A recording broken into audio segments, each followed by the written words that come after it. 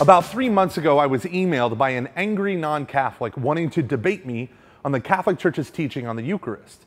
He said, and I quote, "My arguments will melt your face like the Wicked Witch of the West was melted in The Wizard of Oz." Needless to say, I hit delete as fast as possible and left and prayed the rosary.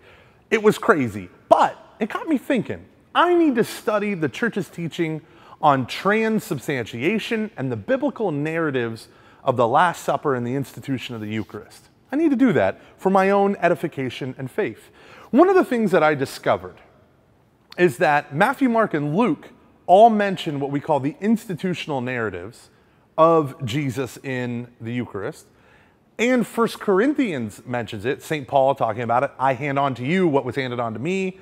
On the night the Lord was betrayed, he took bread into his hands. All of that stuff. But John's gospel never once mentions it.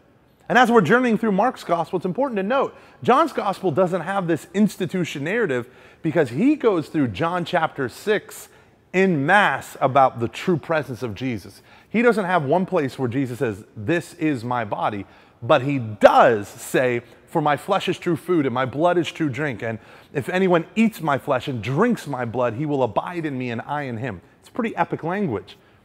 In Mark's gospel, right before we get to the crucifixion, the arrest, the betrayal, all of that stuff, Jesus Christ has a meal.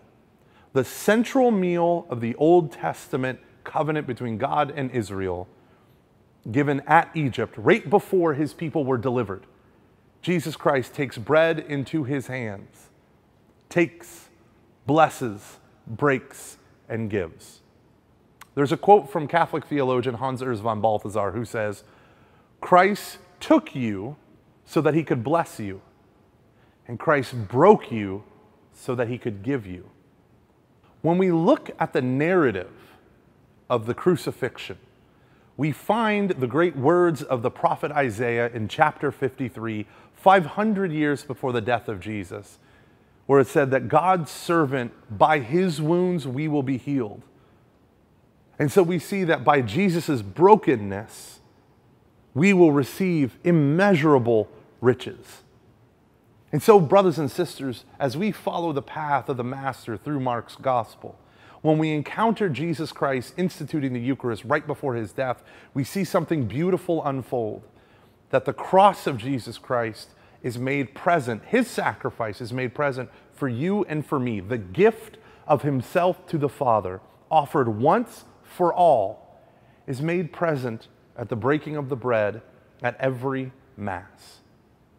That which is truly Jesus, body, blood, soul, and divinity, is communicated to you every Sunday through the gift of the altar. Rooted in those words that Hans Urs von Balthasar said, "Taken, blessed, broken, given." Doesn't that summarize the Christian life? God has taken you out of the world. God has blessed you with baptism, with faith, with the life of grace.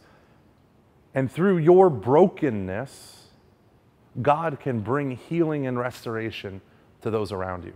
So brothers and sisters, this Lent, don't run from your brokenness. When you embrace it, you can actually become a source of blessing for other people. Hurting people hurt others. But healed people can help heal others. God love you.